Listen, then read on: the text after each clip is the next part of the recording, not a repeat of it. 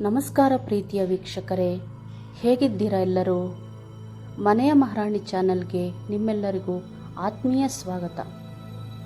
ಪ್ರೀತಿಯ ವೀಕ್ಷಕರೇ, ನಾವು ಕಳೆದ ಎಪಿಸೋಡ್ನಲ್ಲಿ ಟ್ವಿನ್ ಫ್ಲೇಮ್ ಅಂದರೆ ಏನು ಮತ್ತು ಅದು ಸೋಲ್ಮೇಟ್ಗಿಂತ ಹೇಗೆ ಭಿನ್ನ ಅನ್ನುವುದನ್ನು ತಿಳಿದುಕೊಂಡ್ವಿ ಅಲ್ವಾ?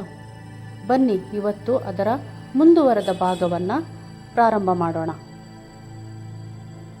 ವೀಕ್ಷಕರೇ, ಈ ವಿಡಿಯೋ ನೋಡಿದ ಮೇಲೆ ನಿಮ್ಮಲ್ಲಿ ಹಲವರಿಗೆ ಒಂದು ದೊಡ್ಡ ಪ್ರಶ್ನೆ ಕಾಡುತ್ತದೆ. ನನ್ನ ಜೀವನದಲ್ಲಿರುವ ಆ ವ್ಯಕ್ತಿ ನನ್ನ ಟ್ವಿನ್ ಫ್ಲೇಮ್ ಹೌದೋ ಅಲ್ವೋ ಅಂತ ಕನ್ಫರ್ಮ್ ಮಾಡಿಕೊಳ್ಳೋದು ಹೇಗೆ? ನಾವು ಪ್ರೀತಿಸುವ ಪ್ರತಿಯೊಬ್ಬರನ್ನೂ ನಮ್ಮ ಟ್ವಿನ್ ಫ್ಲೇಮ್ ಅಂದುಕೊಳ್ಳಲು ಸಾಧ್ಯವಿಲ್ಲ. ಏಕೆಂದರೆ ಬ್ರಹ್ಮಾಂಡವು ಈ ಇಬ್ಬರು ಕನ್ನಡಿ ಆತ್ಮಗಳನ್ನು ಅಂದರೆ ಮಿರರ್ ಸೋಲ್ಗಳನ್ನು ಒಂದು ಮಾಡುವಾಗ ಕೆಲವು ನಿಖರವಾದ ಅಲೌಕಿಕವಾದ ಸಂಕೇತಗಳನ್ನು ಅಂದರೆ ಸೈನ್ಸ್ ನೀಡುತ್ತದೆ. ಇವತ್ತಿನ ಎಪಿಸೋಡ್ನಲ್ಲಿ ನಾವು ನಿಮ್ಮ ಜೀವನದಲ್ಲಿ ಬಂದಿರುವ ವ್ಯಕ್ತಿ ನಿಮ್ಮ ನಿಜವಾದ ಟ್ವಿನ್ ಫ್ಲೇಮ್ ಹೌದೋ ಅಥವಾ ಇಲ್ಲವೋ ಅನ್ನುವುದನ್ನು ಸಾಬೀತುಪಡಿಸುವ 8 ಅತ್ಯಂತ ಬಲಿಷ್ಠ ಲಕ್ಷಣಗಳನ್ನು ಆಳವಾಗಿ ತಿಳಿಯಲಿದ್ದೇವೆ. ಈ 8 ಲಕ್ಷಣಗಳಲ್ಲಿ ಕನಿಷ್ಠ 5 ಲಕ್ಷಣಗಳು ಮ್ಯಾಚ್ ಆದರೂ ಕೂಡ ನೀವು ನಿಮ್ಮ ಮಿರರ್ ಸೋಲನ್ನು ಭೇಟಿಯಾಗಿದ್ದೀರಿ ಎಂದೇ ಅರ್ಥ. ಬನ್ನಿ ವೀಕ್ಷಕರೇ, ಒಂದೊಂದಾಗಿ ಏನು ಆ 8 ಲಕ್ಷಣಗಳು ಅಂತ ತಿಳಿಯುತ್ತಾ ಹೋಗೋಣ. ಮೊದಲನೇ ಲಕ್ಷಣ, ನೀವು ಅವರನ್ನು ಮೊದಲ ಬಾರಿಗೆ ನೋಡಿದಾಗ ಯಾವುದೇ ಮುಜುಗರ ಇರುವುದಿಲ್ಲ. ಸಾಮಾನ್ಯವಾಗಿ ಹೊಸಬರನ್ನು ಭೇಟಿಯಾದಾಗ ನಮಗೆ ಇರುವ ಭಯ, ಹಿಂಜರಿಕೆ ಇವರ ಮುಂದೆ ಇರುವುದಿಲ್ಲ. ಬದಲಿಗೆ ನಾವು ಇವರನ್ನು ಎಲ್ಲೋ ನೋಡಿದ್ದೇನೆ, ಇವರು ನನ್ನವರೇ ಅನ್ನುವ ಒಂದು ನಿರಾಳವಾದ ಭಾವನೆ ಮೂಡುತ್ತದೆ. ಇದು ಕೇವಲ ಕಣ್ಣುಗಳ ಆಕರ್ಷಣೆಯಲ್ಲ, ನಿಮ್ಮೊಳಗಿನ ಆತ್ಮವು ಅವರ ಆತ್ಮವನ್ನು ಗುರುತಿಸಿಕೊಡುವ ಸಿಗ್ನಲ್. ಇನ್ನು ಎರಡನೆಯ ಲಕ್ಷಣ ನೋಡೋಣ. ಟ್ವಿನ್ ಫ್ಲೇಮ್ಸ್ ನಡುವೆ ಜೀವನದ ಪ್ರಯಾಣದಲ್ಲಿ ಆಘಾತಕಾರಿ ಹೋಲಿಕೆಗಳಿರುತ್ತವೆ. ಫಾರ್ ಎಕ್ಸಾಂಪಲ್, ನೀವು ನಿಮ್ಮ ಬಾಲ್ಯದ ಕಥೆಗಳನ್ನು ಹಂಚಿಕೊಳ್ಳುವಾಗ ತಿಳಿಯುತ್ತದೆ, ನೀವು ಜೀವನದಲ್ಲಿ ಅತೀ ದೊಡ್ಡ ಕಷ್ಟ ಎದುರಿಸಿದ ವರ್ಷದಲ್ಲೇ ಅವರೂ ಒಂದು ದೊಡ್ಡ ಆಘಾತ ಎದುರಿಸಿರುತ್ತಾರೆ.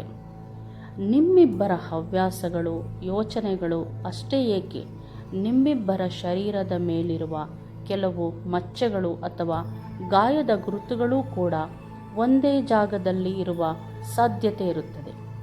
ಬ್ರಹ್ಮಾಂಡ ನಿಮ್ಮಿಬ್ಬರನ್ನು ಒಂದೇ ಅಚ್ಚಿನಲ್ಲಿ ರೂಪಿಸಿದೆ ಎಂಬುದಕ್ಕೆ ಇದೇ ಸಾಕ್ಷಿ. ಇನ್ನು ಮೂರನೇ ಲಕ್ಷಣ, ಇದು ದೈಹಿಕ ಸೆಳೆತಕ್ಕಿಂತ ಮಿಗಿಲಾದದ್ದು. ಅವರು ನಿಮ್ಮ ಪಕ್ಕದಲ್ಲಿ ಇಲ್ಲದಿದ್ದರೂ ಅವರ ಎನರ್ಜಿ ನಿಮ್ಮ ಸುತ್ತಲೂ ಇರುವಂತೆ ಭಾಸವಾಗುತ್ತದೆ. ಅವರು ಕೋಣೆ ಬಿಟ್ಟು ಹೊರಗೆ ಹೋದರೆ ನಿಮ್ಮ ಶರೀರದ ಒಂದು ಭಾಗವೇ ಕಳೆದು ಹೋದಂತೆ ಶೂನ್ಯತೆ ಕಾಡುತ್ತದೆ. ನೀವು ಅವರಿಂದ ದೂರ ಹೋಗಲು ಎಷ್ಟೇ ಪ್ರಯತ್ನಿಸಿದರೂ ಯಾವುದೋ ಅದೃಶ್ಯ ಶಕ್ತಿ ನಿಮ್ಮನ್ನು ಮತ್ತೆ ಅವರ ಕಡೆಗೇ ಎಳೆದುಕೊಂಡು ಬರುತ್ತದೆ. ಲಕ್ಷಣ 4ರ ಕಡೆ ನೋಡೋಣ. ಇದು ತುಂಬ ರೋಮಾಂಚನಕಾರಿ ಲಕ್ಷಣ. ನೀವು ಅವರ ಬಗ್ಗೆ ಯೋಚಿಸುತ್ತಾ ಮೊಬೈಲ್ ಕೈ ಎತ್ತಿಕೊಳ್ಳುವಷ್ಟರಲ್ಲೇ ಅವರದ್ದೇ ಫೋನ್ ಬರುತ್ತದೆ. ಅಥವಾ ನೀವು ಯಾವುದೋ ಒಂದು ಹಾಡನ್ನು ಮನಸ್ಸಿನಲ್ಲಿ ಗುನುಗುತ್ತಿದ್ದರೆ ಅವರು ಜೋರಾಗಿ ಅದೇ ಹಾಡನ್ನು ಹಾಡಲು ಪ್ರಾರಂಭ ಮಾಡುತ್ತಾರೆ. ನಿಮ್ಮಿಬ್ಬರ ಆಲೋಚನೆಗಳು ಒಂದೇ ತರಂಗಾಂತರದಲ್ಲಿ ಅಂದರೆ ಫ್ರೀಕ್ವೆನ್ಸಿನಲ್ಲಿ ಇರುವುದರಿಂದ ಮಾತುಗಳಿಲ್ಲದೆಯೇ ಒಬ್ಬರ ಮನಸ್ಸಿನ ನೋವು ಮತ್ತು ಸಂತೋಷ ಇನ್ನೊಬ್ಬರಿಗೆ ತಲುಪಿಬಿಡುತ್ತದೆ. ಅವರು ಎಲ್ಲೋ ದೂರದಲ್ಲಿದ್ದು ಕಷ್ಟದಲ್ಲಿದ್ದರೆ ಇಲ್ಲಿ ನಿಮ್ಮ ಹೃದಯ ಬಡಿತ ತಾನಾಗಿಯೇ ಹೆಚ್ಚಾಗುತ್ತದೆ. ಈಗ ಲಕ್ಷಣ 5ರ ಬಗ್ಗೆ ತಿಳಿಯೋಣ.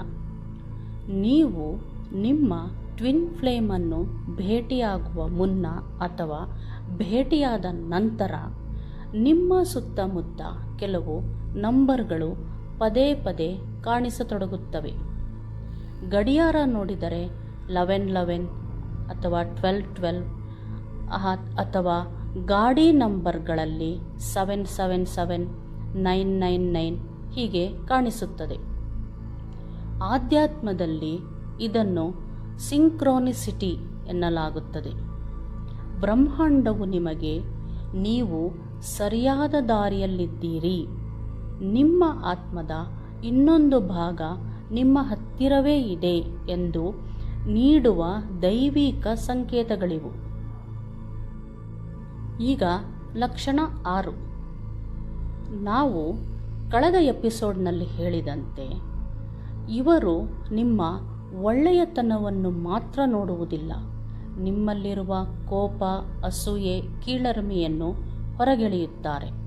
ಉದಾಹರಣೆಗೆ, ನೀವು ಎಲ್ಲರನ್ನೂ ನಿಯಂತ್ರಣದಲ್ಲಿಡಬೇಕು ಅಂದರೆ ಕಂಟ್ರೋಲಿಂಗ್ ನೇಚರ್ ಎಂದುಕೊಳ್ಳುವ ಸ್ವಭಾವದವರಾಗಿದ್ದರೆ, ನಿಮ್ಮ ಟ್ವಿನ್ ಫ್ಲೇಮ್ ನಿಮ್ಮ ಮಾತು ಕೇಳದ ಉದಾಸೀನ ಪ್ರವೃತ್ತಿ ತೋರಿಸಬಹುದು.